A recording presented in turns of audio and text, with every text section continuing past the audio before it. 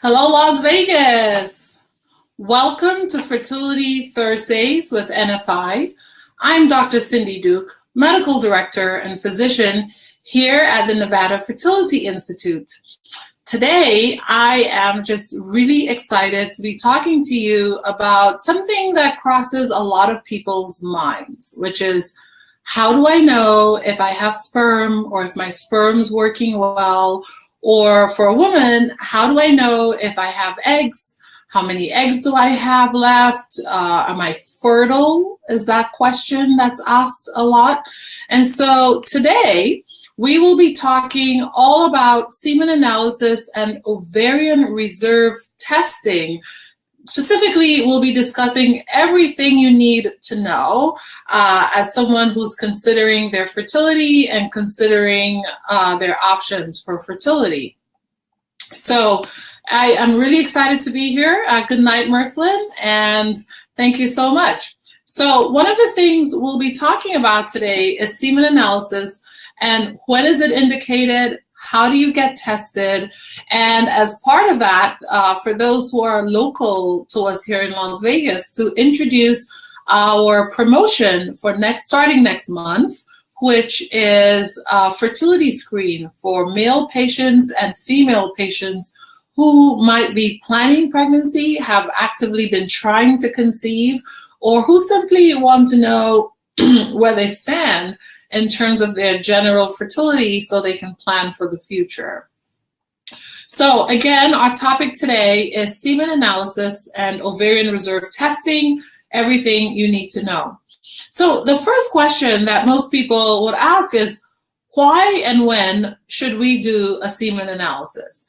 And so if you're a guy, or if you're in a couple and you've been trying to conceive, then semen analysis might become necessary if, for example, if you're a guy in a heterosexual relationship and your partner, she's under 35 years old, and you guys have been having regular unprotected intercourse for a year, and you still haven't had any pregnancy, then that's a good reason to get a semen analysis done. If you're a guy in a relationship with a female partner who's 35 years and older, and you guys have been having unprotected regular intercourse like every other day for the past 6 months, then that's another reason to get a semen analysis, right? So it depends on your partner's age if you're a guy in a heterosexual relationship. If you're a guy who's maybe a single guy, or you're in a same-sex relationship and you're planning to pursue options for pregnancy, then certainly figuring out whether or not the semen is meeting all the general required parameters or whether you need to work on boosting things is also a good idea. And the first step is to see where the sperm stand in terms of the semen analysis. Semen analysis is performed usually at a fertility clinic, but there are also some general laboratories that perform them. Who you should talk to if you're deciding that you maybe want to have a semen analysis done, well, you can certainly come here to the Nevada Fertility Institute and have a chat with me, but you can also talk with your general practitioner. If you're a woman in a couple, go talk to your OBGYN. You can talk to your family practice doctor. If you're a guy who's been on testosterone supplementation, meaning if you've been diagnosed with low testosterone, then you should definitely be talking to the doctor who diagnosed it and ask for a semen analysis given your plans for achieving pregnancy. Right, so that's important to keep in mind. In terms of what the semen analysis means exactly, well, the test actually looks at sperm. It looks specifically at how you're making sperm in terms of the total number of sperm being made, so that's called concentration. It looks at how the sperm are moving, and that is called motility, M-O-T-I-L-I-T-Y. And that's really looking at how the sperm moves. Specifically, it's not just looking at how the sperm move, but it also tells you whether the sperm are moving forward, or what we call forward progression or forward movement. Not all sperm move forward. Some move sideways, some move backwards, some don't move at all. And so it's really important to figure out, are they moving? And then not only are they moving, but are they normal appearing? And so normal appearing sperm have one tail, a full tail, one normal shaped head. And so there are things like that that we look at for a semen analysis. So the way they look, i.e. whether they're normal appearing, is called morphology. So when you do a semen analysis, there are three main things that we look for. We look at total number of sperm, i.e. concentration. We look at how the sperm move, and that is known as motility. And we look at total amount of normal sperm, and that's known as morphology. Okay, so that's certainly what we do. In terms of how you get the analysis done, like I said, you can speak to someone like myself, a reproductive endocrinology and infertility specialist, or you may want to speak to the OBGYN who's taking care of you. If you're a guy, you can speak to your primary care doctor. You can speak to your family practice doctor. If you see a urologist for any other reason, you should see them.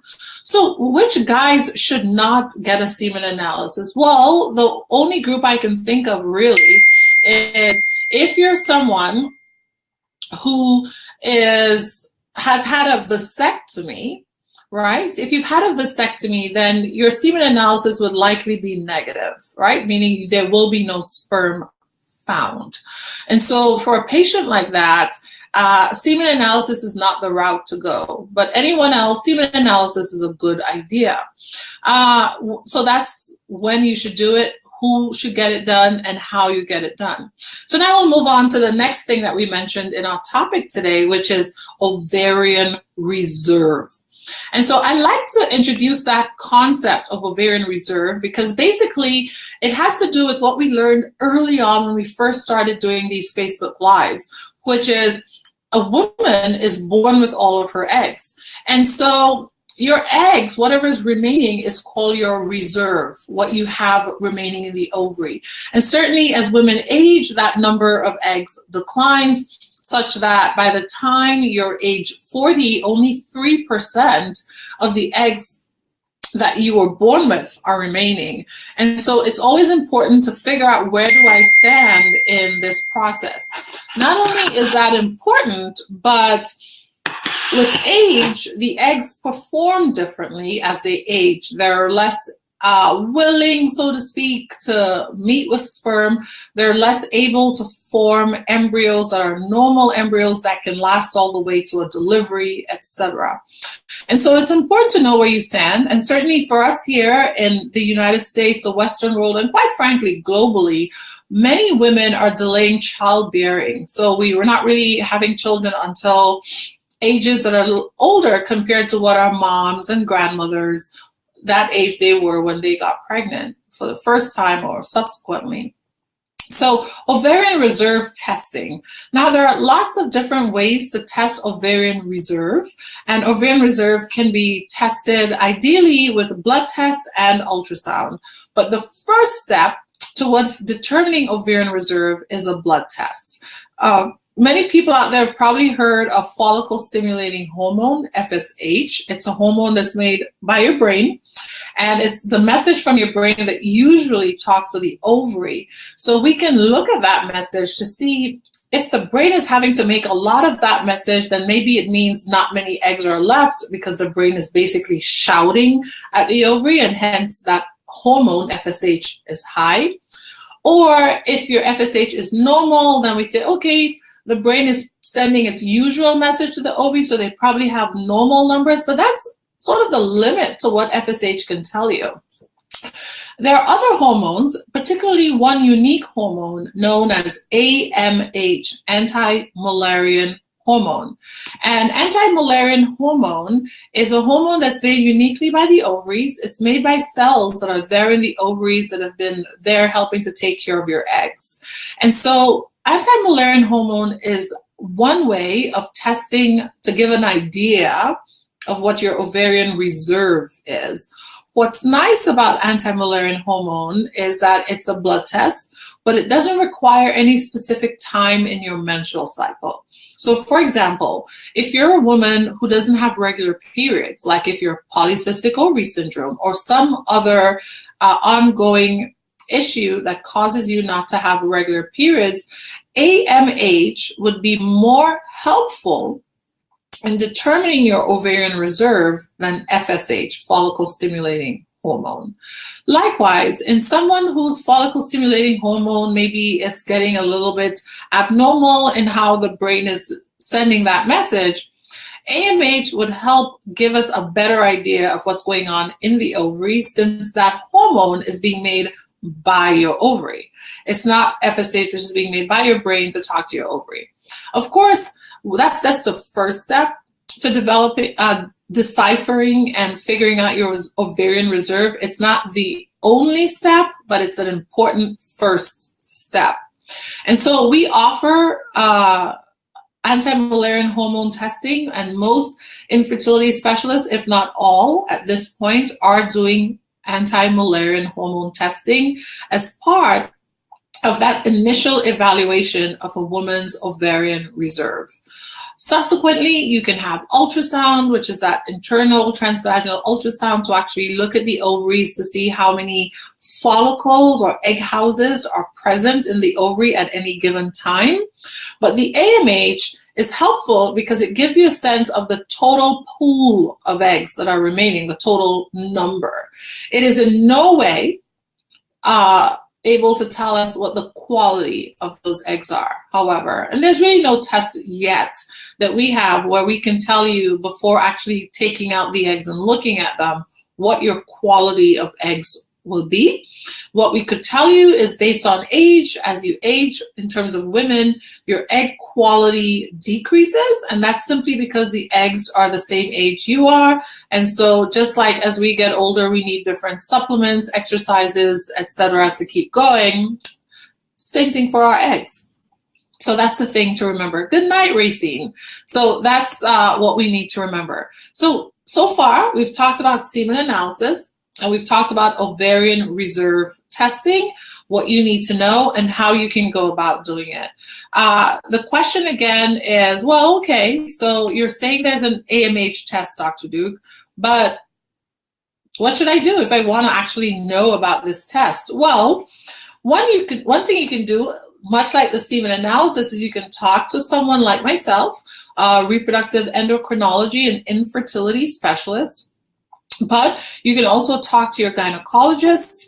If your gynecologist is familiar and comfortable with how AMH works, they will be comfortable ordering the tests and telling you where you stand.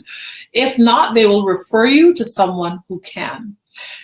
In terms of patients with polycystic ovaries, or just a patient who has irregular periods, maybe you don't know why your periods are irregular, or if your periods have stopped coming altogether, an AMH is a good first step just to see what's going on and to determine what should be the next step for you. Okay, again, that's where we start. I really welcome your questions, your comments. Send us your questions, your comments. Feel free to leave us a private message as well. If you're not comfortable putting it out publicly, we're okay with that too. So we'll just keep going. One question that I have that came in earlier was, how expensive is this test, and does insurance cover it? And so my straightforward answer is the test is affordable. But some people make it even more affordable. As a matter of fact, here at Nevada Fertility Institute, in honor of National Infertility Awareness Month, which is April, so in a couple weeks from now, we actually are running a promotion whereby you can donate for a minimal cost. I think it's $99 if you're a same-sex couple. Female, it's the same price. If it's same-sex male, we have a semen analysis package as well, and we'll share that here on the live platform. You can actually figure out your semen analysis and your ovarian reserve first step of testing, which is an anti-Mullerian hormone test. And so we're offering that all the way through the month of April, and you can use that from April through July. So if you decided, you know what, I'd like to try this, you can do your testing, whether it be in April, May, June, or July, but the offer is running, the promotion runs during April. Okay, so the question again, can this be covered by insurance? And for some people, your insurance does cover diagnostic testing for fertility or infertility workup. And if you're one of those patients who has that coverage, that's great. If not, there are many places that have affordable testing options, including Nevada Fertility Institute and that promotion that I just described. Another question, let's see what else has come in here.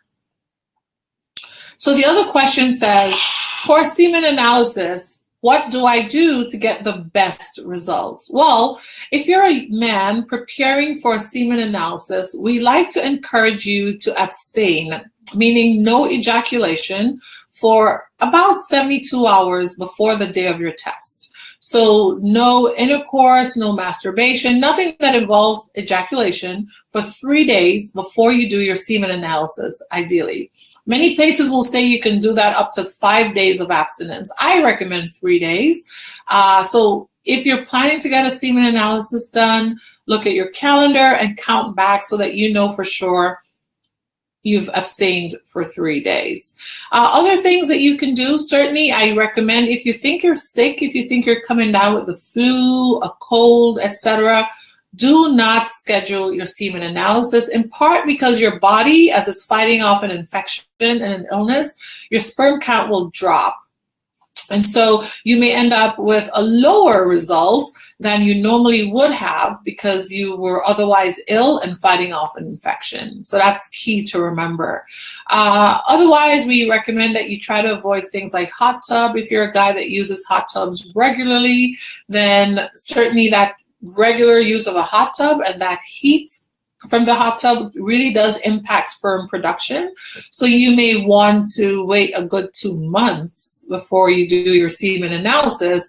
If you're a regular hot tub user, you want to sort of stop using the hot tubs for those 70 days or so and allow your testes to really ramp up production. Okay.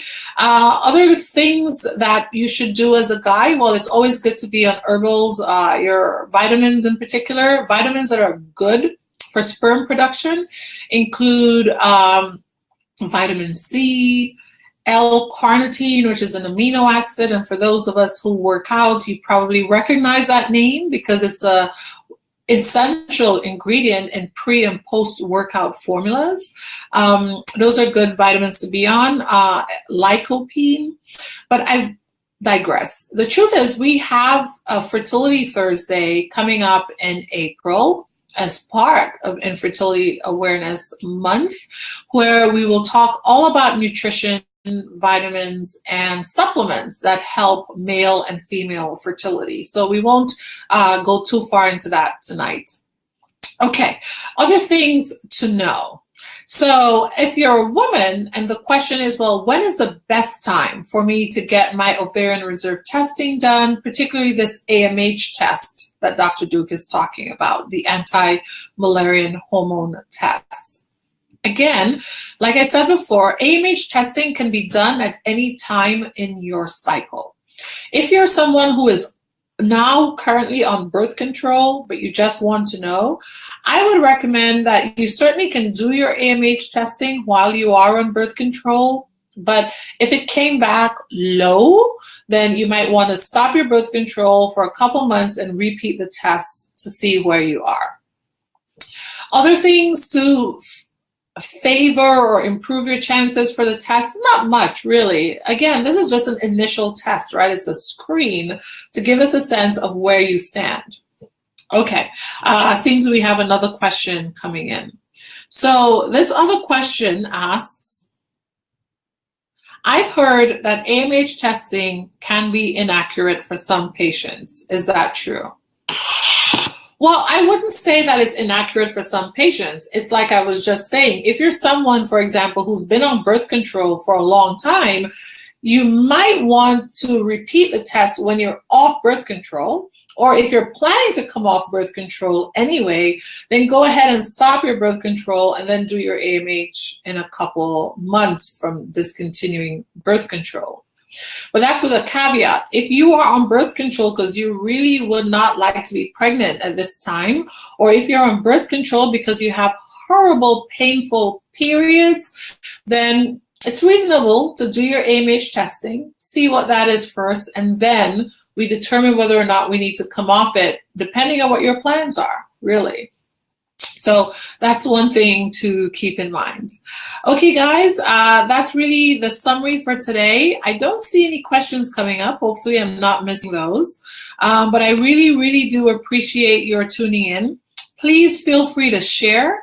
Please feel free to continue sending us your questions, your comments, your messages. Certainly the messages from today were very helpful in getting our questions out today. Like I said, there will be a link placed that shows our promotion that will be running in April, which is in honor of National Infertility Awareness Month. We will be offering testing at a discounted price for anti-Mullerian hormone and semen analysis. And then we go from there. Okay, thank you, everyone. Thank you so much. Have a great rest of your Thursday. I think I will be seeing you guys after Easter. So happy Easter to those who celebrate. Happy Nowruz to those who celebrated Persian New Year. Happy Passover to those for whom Passover is coming. And just happy weekend to everybody else. Good night.